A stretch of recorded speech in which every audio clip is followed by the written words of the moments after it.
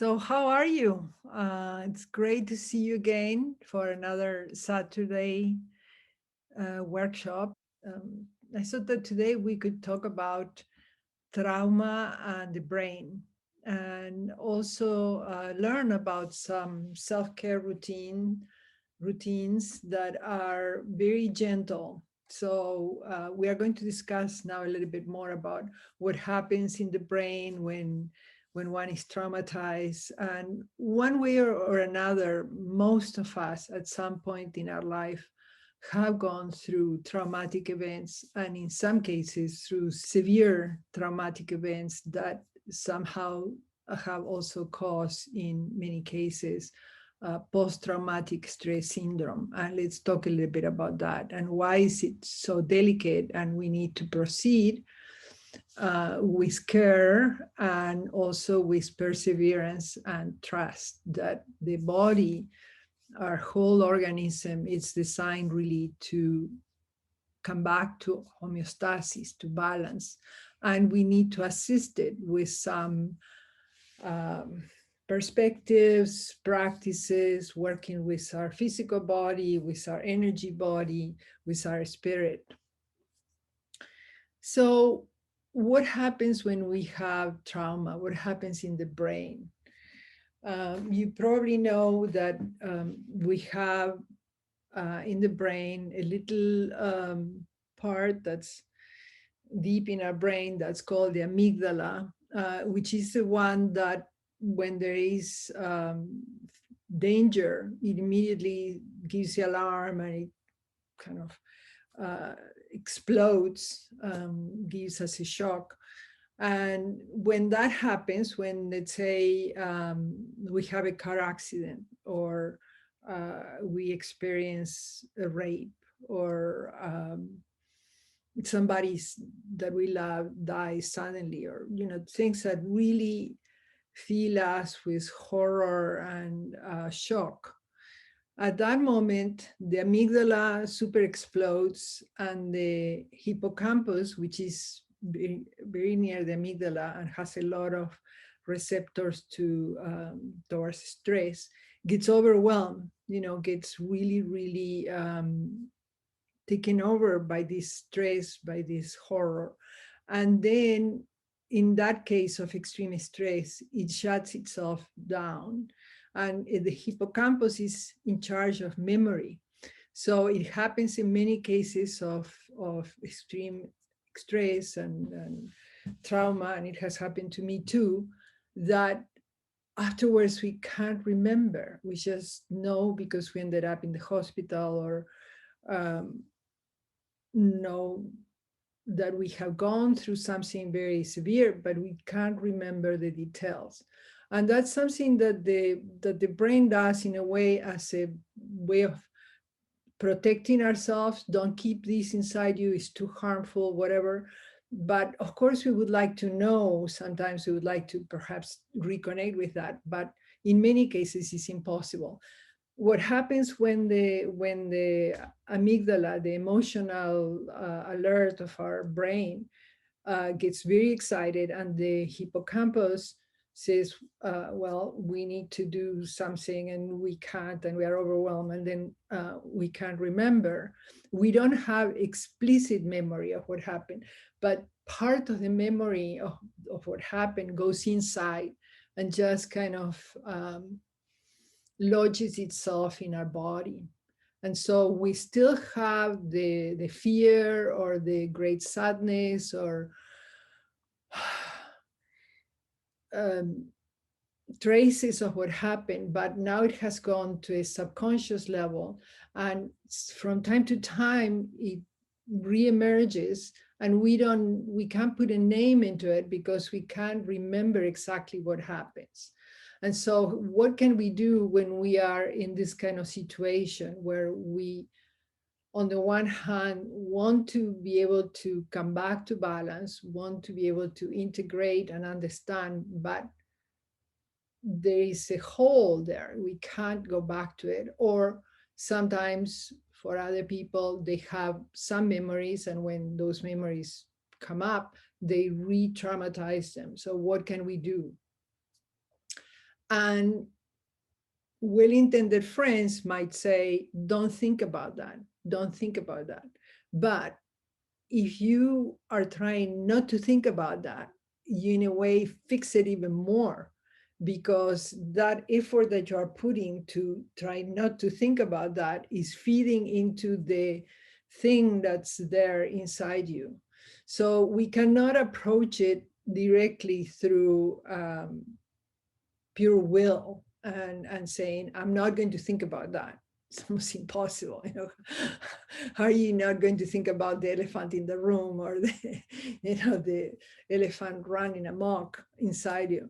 So what we need to do is work with the brain in other ways. So if there are many studies that show that if we are upset, somehow our attention gets very divided. We remember something and then we want to do something else, and then we go somewhere else, and we are kind of jumping all around inside us. And that increases our anxiety and our sense of unease and sense of shock and trauma.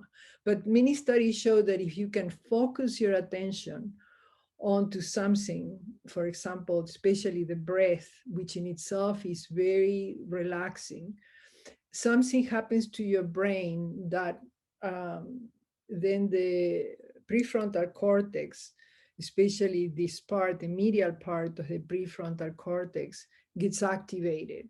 And it can give you a sense of greater peace. So at the moment when these things are being triggered, we can combine the breathing with specific points that can help the whole system to calm down. And there are many points to work with trauma, but today I'm going to refer to a few practices that are so gentle that they will not move energy wildly within you, that will calm you down, so that you can be present with whatever is coming up, but you can create more space around it, so that eventually it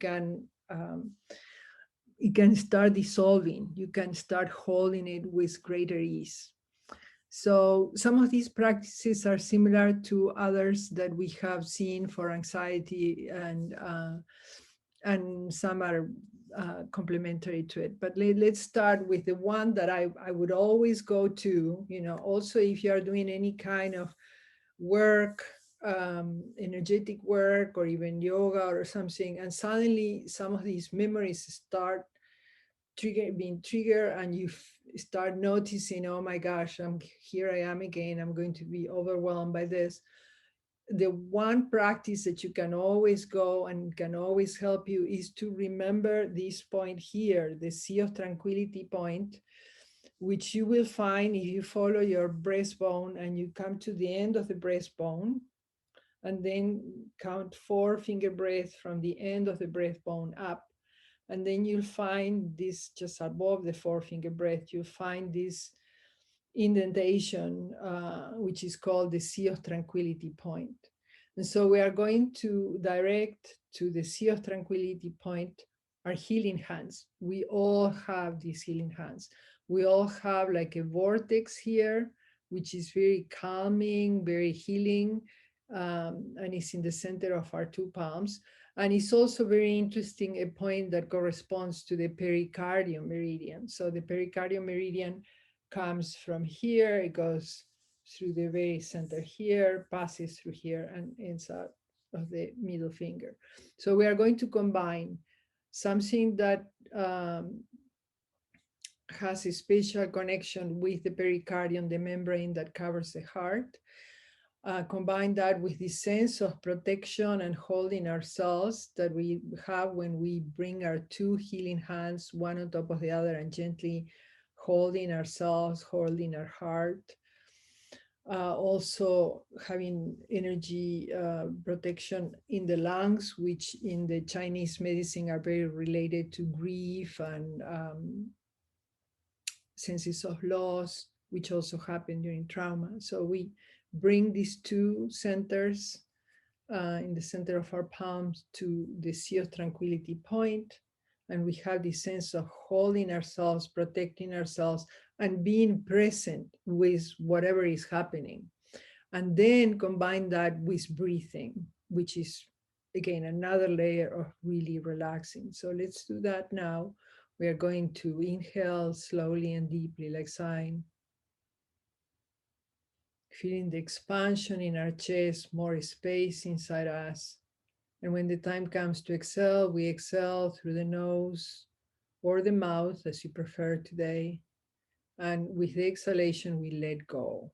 We release layers on layers of sensations, body sensations that we are holding in our body. So let's do like 7 of these. We are going to keep inhaling and exhaling at your own, each one of you at your own pace. Inhaling slowly, gently, and deeply, creating space inside us, softening, allowing that was contracted and kind of stuck in ourselves to loosen up. And then with the exhale, just letting go of layers and layers of what you need to let go. And maybe you can right now work with anything that's troubling you. It's same. But especially for people that have trauma, this is the one point that will bring you back to calmness, to grounding.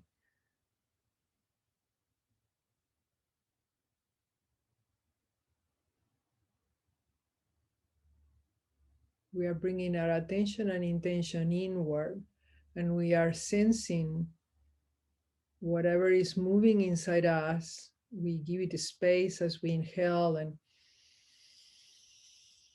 feel that the chest expands without forcing. And then naturally, as we exhale, we just shed layers and layers of that was being held inside. With great compassion for ourselves, with trust that our body, mind, and spirit naturally want to come back to balance, and allowing whatever moves to move. Don't be afraid of whatever might be happening. Just trust that you are creating this space for there to be a sense of grounding, of releasing. And for those of you that have trauma, work with your whatever you want to work at this moment. For those of you that have less traumatic experience, in any case, explore this inhaling slowly, gently, and deeply. And as you exhale, you let go and also feel this sense of grounding through the connection of your feet on the floor, of your buttocks on the chair or armchair, wherever you are.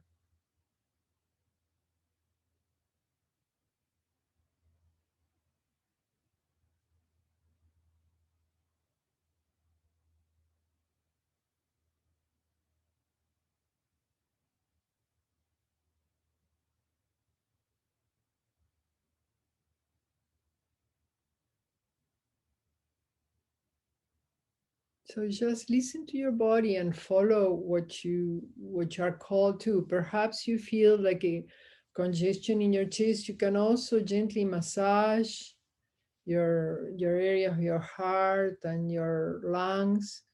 And it's very, very important how you speak to yourself. Let's say you are trying this and you are feeling overwhelmed and going, oh, this is always the same, I can't do this. Don't say that, because that kind of reinforces the powerless feeling. You just go, this is difficult, and I'm trying, I'm remembering, and I'm helping my body in whichever way I can to create a little bit more of peace, of being accompanied in this. So it's very, very, very important how you speak to yourself. Um, You might feel sadness coming over you.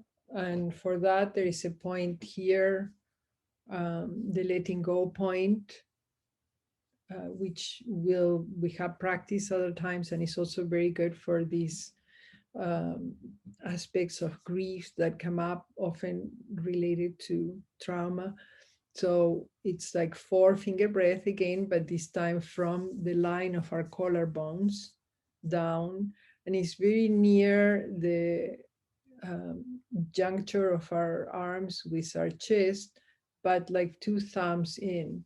So 4-finger breath down, and then the point, and then like 2 thumbs in.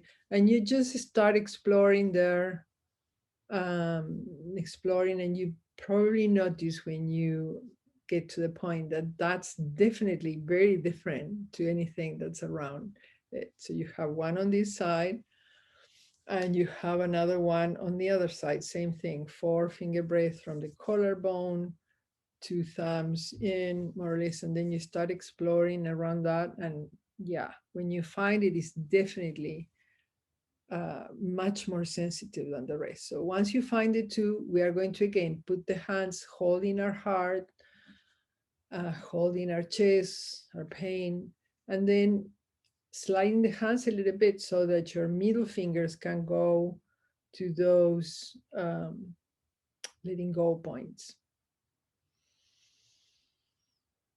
And again, combining with breathing, knowing that at the time that we are breathing slowly, gently, and deeply, and we are exhaling, our amygdala, the one that goes into terror, is becoming smaller, and the prefrontal cortex is expanding. And so there is this sense in our brain already that of greater peace. And also we can sense it in our chest as we inhale slowly, gently, and deeply.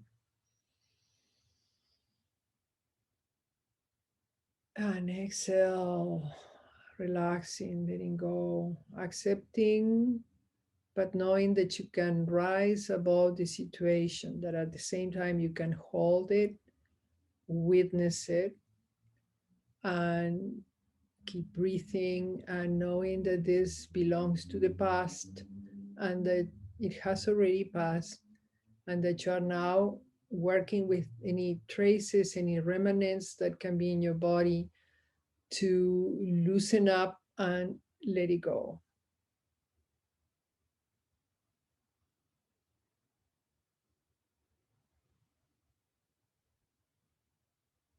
With great compassion with yourself, and with great trust on that amazing body, mind, spirit that you have, that each one of us have, that will move towards balance once we work with it, with the release points and with the breath.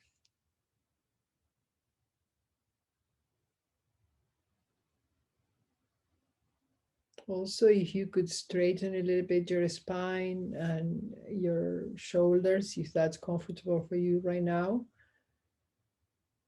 that also creates a sense of greater inner space, and it gives the brain tips, clues that, okay, we are fine. We are not being submerged by the world, but we are now straightening up.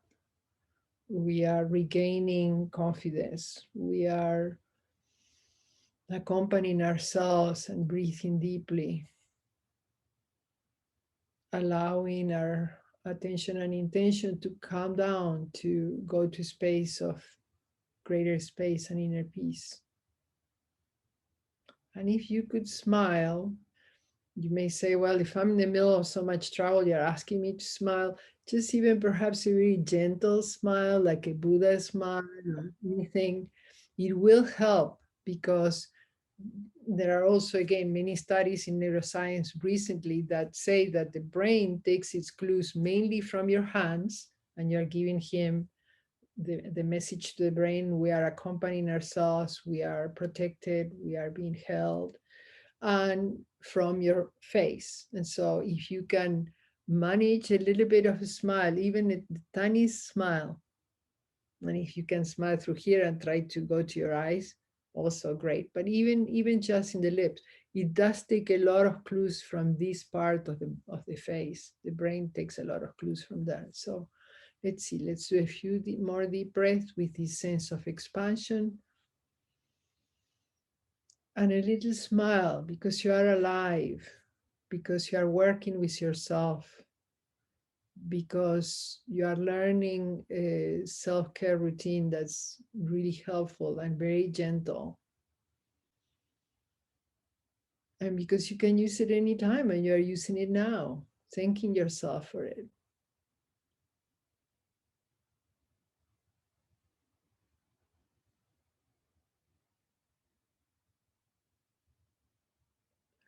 Post-traumatic stress and the trauma itself can be like hell, but once we learn to work with it and finally overcome it, it's a great victory, a great achievement, a great sensation of I can manage with this, I can work with this. So, and we can just step by step, little step by little step, doing this several times a day, depending on what is that you are processing and how you are feeling. It will help you to calm down without drugs, because often the problem with drugs is that they suppress the symptoms and eventually they numb you and your body gets confused because it, on the one hand, at the level of cells, etc., knows that it needs to be processing something, but with the drugs, you're just numbing all the wisdom of the body. So I'm not saying dropping your drugs immediately. That's something also that you need to be very careful and needs to be assisted by your doctor or your nurse. But complementing this, trust in yourself, and then if you can, and if it is advised also with the people that are helping you, maybe cutting a bit the drugs and replacing as much as possible this with practice, but always with assistance, especially if you have a traumatic, past and a lot of things that you are still processing through your body. It's important that you are able to be accompanied while you are doing the process, just in case you need a little bit extra assistance. But these practices don't have any contraindication. And the wonderful thing to have them is that until you make the appointment and you go there and all that, perhaps you needed the practice right now. Well, here it is. This one is number one. Okay, so another point that's very, very important for trauma and to regain balance is the Susan Lee point, which is a point that is in our legs, and we find it again. It's very interesting how the Chinese calculated this. They use the proportion of the fingers of your hands. So you go to your, let's see, I can read it. You go to your kneecap, and then you find in your knee the little hole that's there. You notice that your kneecap has an indentation there? Yeah, okay. So you go to the kneecap and then bracket your index finger where the kneecap finishes.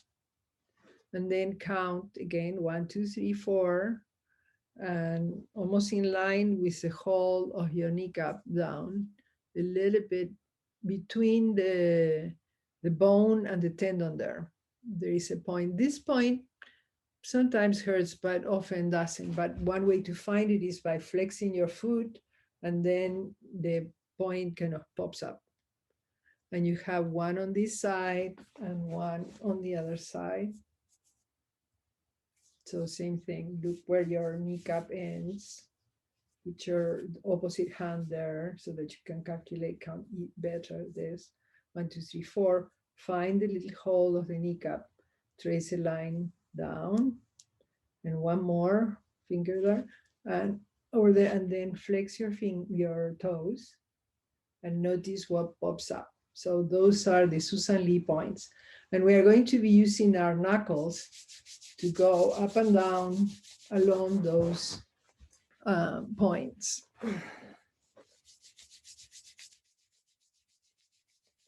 These points are in the stomach meridian, and we know also the more research they do, the more in neuroscience they see that the brain doesn't operate, of course, on itself. Not only is connected to the rest of the nervous system, but now they are talking about three brains: one brain in the brain, one brain at the heart, of course, the emotions and how they feed onto each other,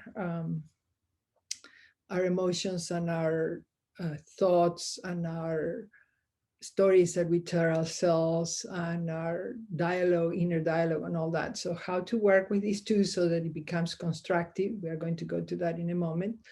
And then the third brain would be at the gut, right? So, the three brains is one at the head, one at the heart, and one at the gut.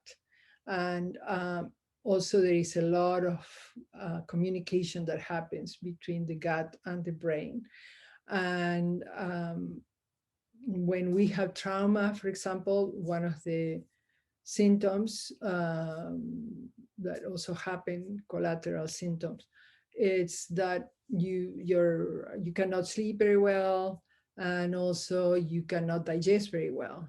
And so it's important to work with these points, not only to improve your digestion, and these are really, really powerful points to improve any kind of digestive problem that you might have, but also as a way of finding a sense of letting go, also grounding.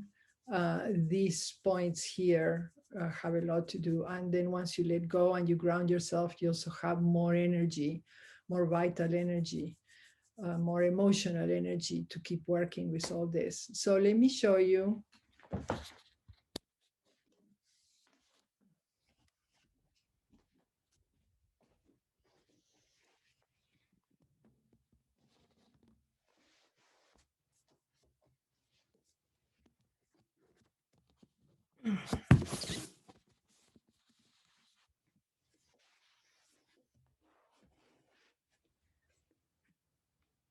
So besides the point here,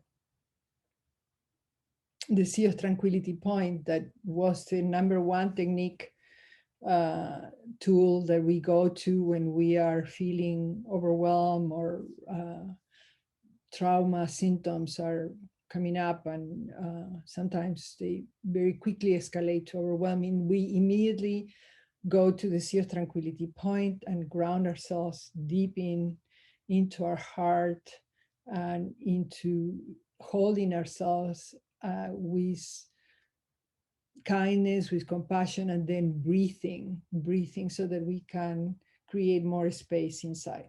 And then the second practice that we are looking at right now is using these 2 points here, the Susan Lee points that are, as we said, 4-finger breaths down from the kneecap here, and more or less in line with the whole of the knee between, and then you get down here to a point between the bone and the tendon, the same here.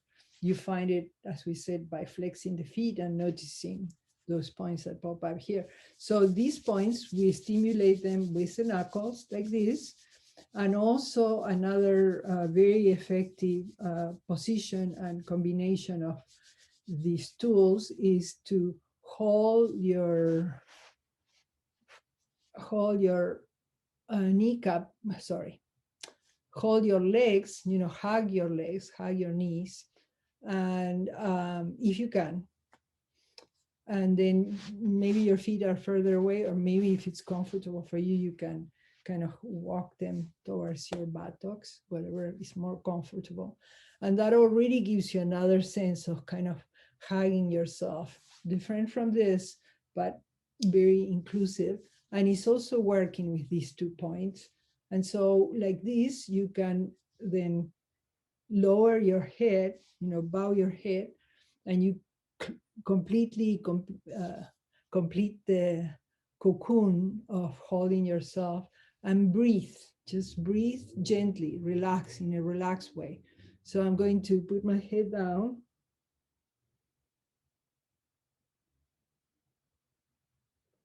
and breathe. And as I breathe, I feel the movement in the lower part of the lungs and in the lower part of the back. It's just like one is almost pulsating with that breath. And you feel totally encapsulated, like a cocoon, like a butterfly about to be born, but just for a moment having the little house that um, contains in a relaxed and protective way these experiences.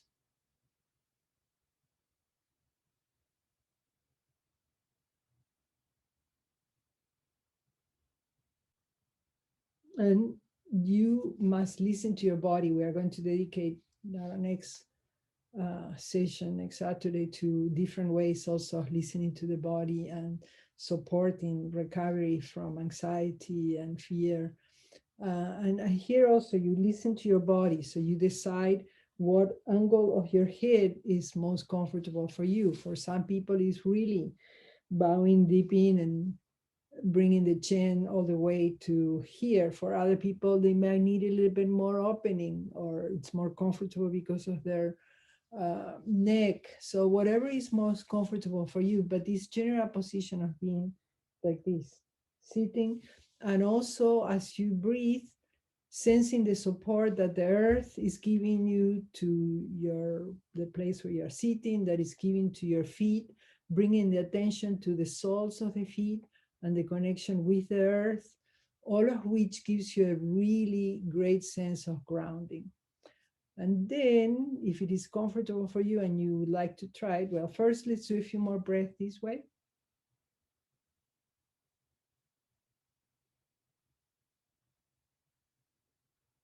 Notice where you feel the movement of the breath and relax into it.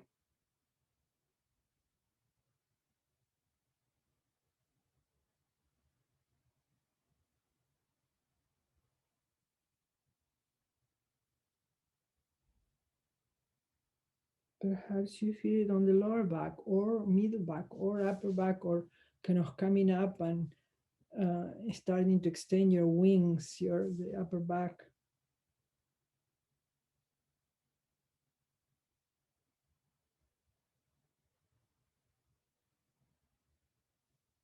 And only do this if it's comfortable for you. And then we can go, if it's comfortable for you, we can use this same one, but laying down.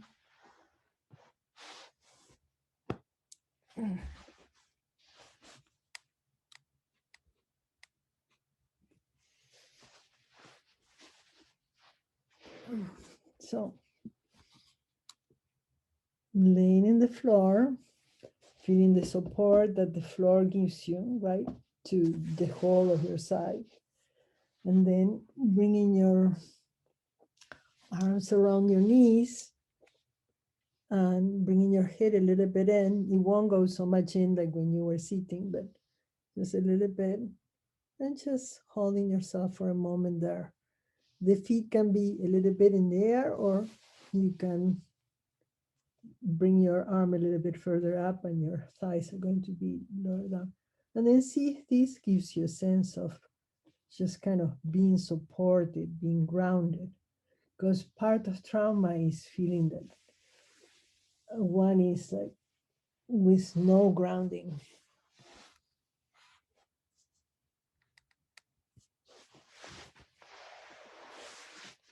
Okay, so try a little bit, see which ones resonate better with you. And maybe at different times it will be different ones. But these practices are, by its very nature, by being combined with breathing and with relaxing, they are very grounding, and they very indicated for when you are feeling that you are being a bit overwhelmed with this, or a lot overwhelmed with these sensations of trauma.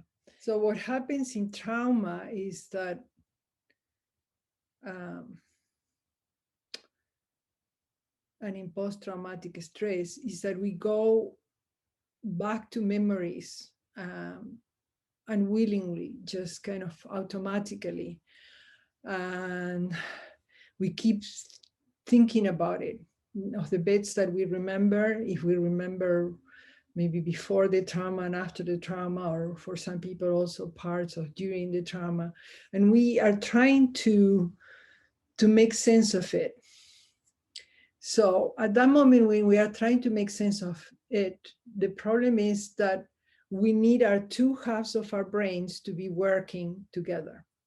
And what happens is that the left part of the brain, which has more to do with language and with logic, and is going to try to create a story. Because during trauma, our image of ourselves, which has a lot to do also with another part of our brain that's called the insula, which is like the central station for all the inputs that come from the lower body, and also all the inputs that are released to the brain. So the insula has a lot to do with our image of ourselves. I mean, the one that we create about ourselves. But during a moment of trauma, these traumatic experiences, that image fails. I mean, we are somehow destroyed or having a very hard time to keep functioning and making sense and holding the image that we had of ourselves before that. And so the brain, the left part of the brain says, okay, let me just make a story. We need to put story here. But because we are so much in this damaged stage at the time, we are suffering, we are shocked, it's very possible that we are going to create a story that will not be the most positive one. And also it's not responding to the wholeness of who we are. Because we also have the left part of the right part of the brain that just gives some images and sensations and intuition, and that could come up with some more positive images. But usually the left part of the brain, the logic one, says, I know it, I know what it is, this is what happened, and this is who you are, and this is why it happened, and this is what the other person, whatever. It just creates a whole bunch of stories, often with a more negative slide, because it's hurting and it's just working with whatever elements it has there. So it's very important that as we work and relax, holding ourselves with integrity, with compassion, with respect, and honoring the experience that happened, knowing that we are bigger than that, and that we can come back to balance, and that it was not our fault, and that is not the end, that we do have the capacity to recover, and we just need to keep working at it, but trusting that we do have the capacity to recover.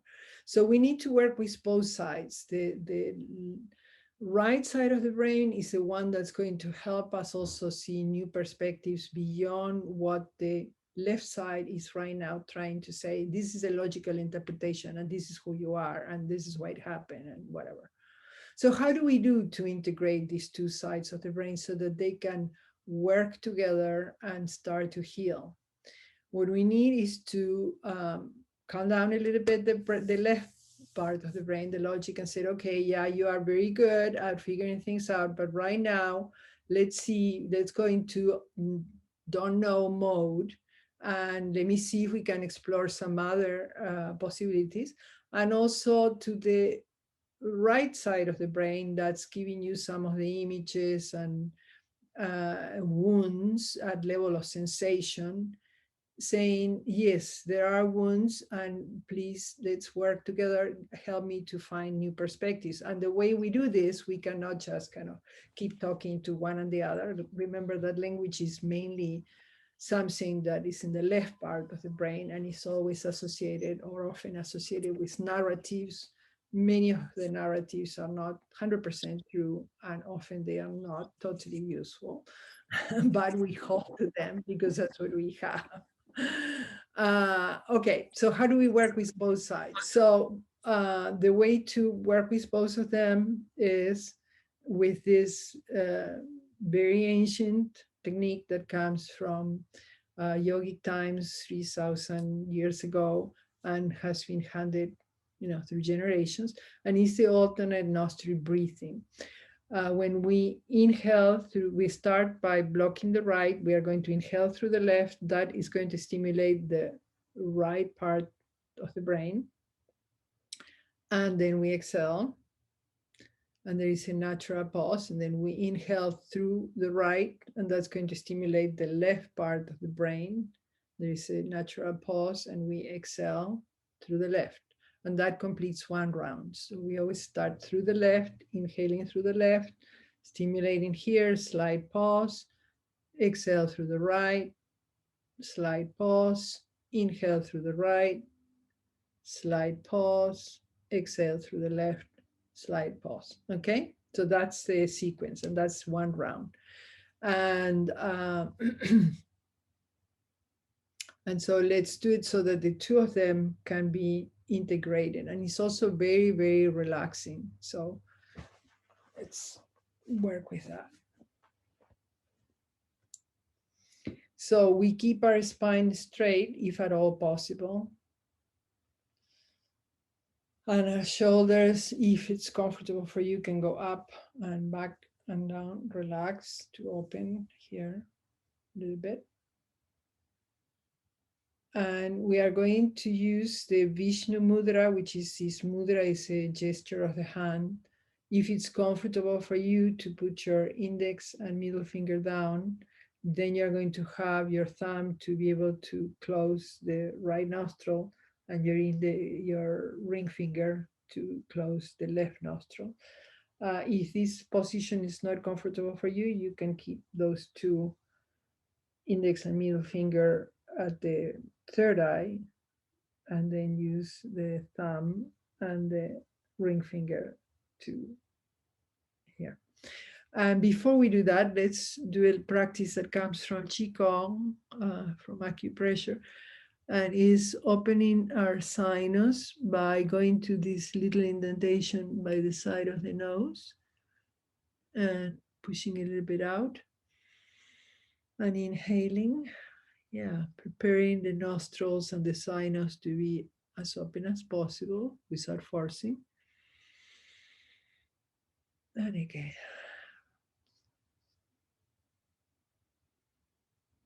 All right. One more. Do you see the difference already? So this is something that you can practice anytime, maybe before you go to sleep, when you wake up, before you do your breathing practices, your pranayama.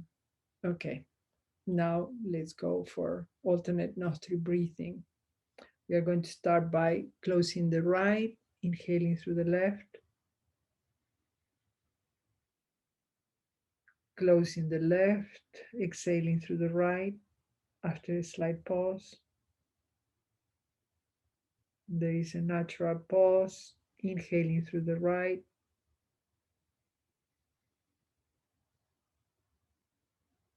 close, slight pause, exhaling through the left. Let's see if we can slow the breath a little bit without forcing. Inhaling through the left, pause, exhaling through the right, slowly, gently, deeply, without forcing, pause, inhaling through the right, pause, exhaling through the left, pause, inhaling again through the left. Feel that air coming in, going all the way to the right brain. Exhaling through the right by opening the right nostril. Longer exhalation, if at all possible. Inhaling through the right. Slowly, gently, deeply, like sighing. Pause. Open the left nostril, exhale through the left. Slowly, gently, continuously pause. Let's do two more at your own pace, rather slow.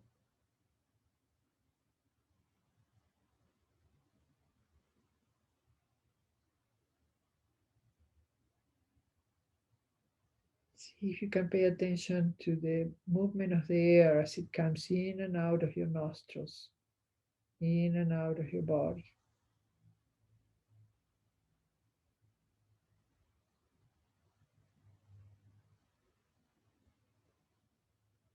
And if you can follow it as it goes and stimulates the opposite side of the brain from the nostril that you're inhaling.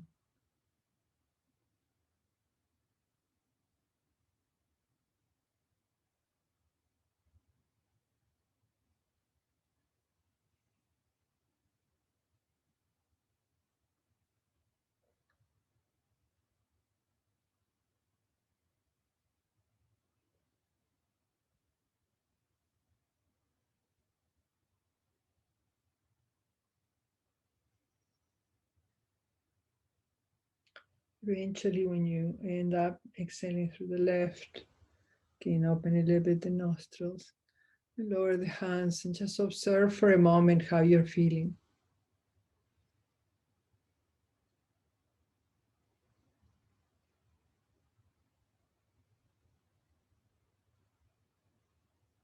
If for whatever reason you can't hold the hand up, it gets tired, you can either use the hand under the elbow. I should have told you this before, but for other moments when you're practicing, you can hold your other hand under the elbow. It can help you to keep the elbow a little bit away uh, from your trunk, so there is more space for the air to and the energy to circulate. This kind of breathing, the alternate breathing, is said to clear up all the passages of our subtle body. The same that in the Chinese tradition, there is this understanding about the rivers of energy, the meridians, and the points along the rivers of energy, the acupuncture points, acupressure points. In the classical yoga, there is an understanding that there are 72,000 nadis, which would be like the meridians, and vortexes also, which are the chakras in the Indian system, and the dantians or fields of the elixir in the Chinese system. So this alternate breathing is supposed to cleanse all of those subtle passages of energy. And of course, that would be a super important part of your healing too, right? The healing of the energetic body, which is the one that had been shocked and contracting and depleted with the trauma experience. So the beautiful thing with this alternate breathing is practice is not only it stimulates, it really does stimulate each of the sides of the brain, but it also cleanses that stagnant energy, that prana, that stagnant prana, stagnant chi that happens when we are traumatized, when we are shocked.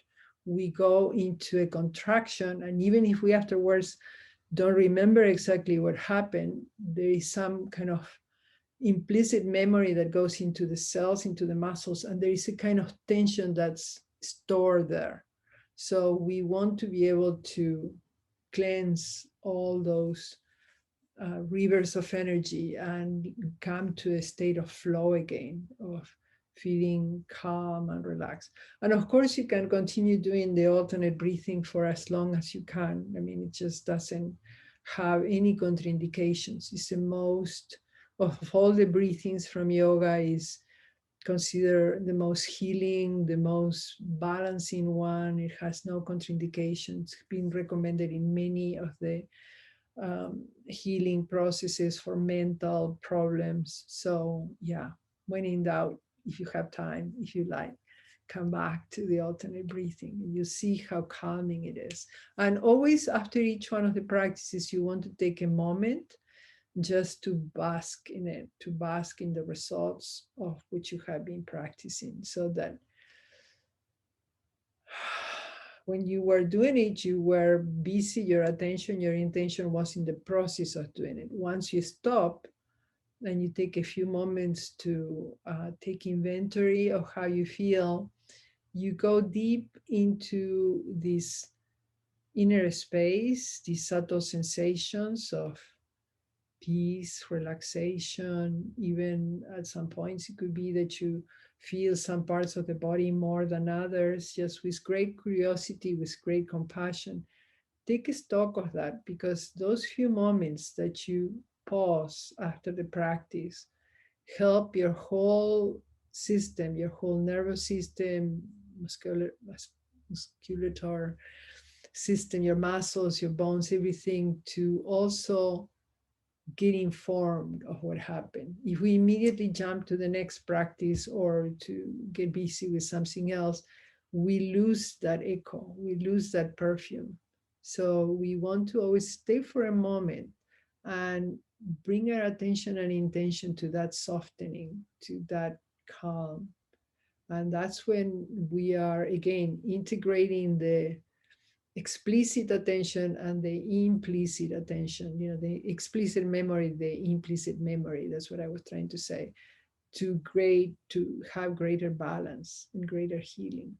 So always remember, take a few moments afterwards and just bask into it, or take a whole nap and let it let it all percolate for as long as it wants. I For example, I often sometimes at night I wake up, I never have my alarm nearsight. I don't want that. And so I just sit in bed and I do my 8 breath for calmness or any other practice. And then I lay down and in the silence of the night and the stillness, it seems the whole world has kind of stopped.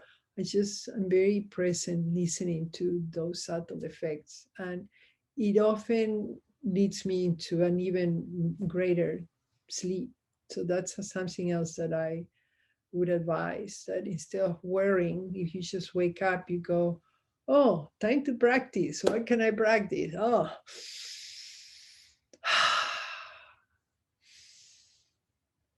or if you wake up and you think, oh, I would like to practice the alternate breathing, but I don't want to sit up, see if you can just pay attention to inhaling. Can I notice if I'm inhaling even a tiny bit more through, or a tiny bit through the left, and exhaling through the right, and noticing how I inhale through the right and exhale through the left. It's very subtle. It can be done, and it will mesmerize you. I mean, it brings your attention totally to something that doesn't have a conflicting story, or I need to sleep because I need to work tomorrow, or whatever. Just go, oh, let me explore sensations. And so this is something that, again, you can use the breath. Another beautiful one for grounding is to have your hand, maybe the back of your hand, at the lower level, if that's comfortable for you when you are laying down, and then have the other hand either here or at the third eye, and just breathing and noticing the two. It can be the two hands in the front, one at the heart and one at the abdomen, which, as we said, are the two other brains. And noticing the breath, maybe that's the easiest one, and noticing the slight movement there as you're laying down. This is one of you said that you wake up at night, and what to do when you wake up at night. So here again, some of these practices. And this, for any of you who also have trauma or anxiety, is a great, great way of building into your body other kinds of experiences that will help to eventually totally overcome those spaces of anxiety and trauma. All right, and then the last one, because we are already at the end of our class today, is massaging your feet. It's always, your feet are so far away from your head, and the energy of the thinking and trying to solve things through thinking, we want to ground it, because it often goes to the past and it goes to the future. This is going to then produce this, and then that's going to produce that, and we don't really know. I mean, the future, we have no idea what's going to happen. So we may as well come back into the present moment. And if you want to ground yourself, either abdominal breath or massaging your feet.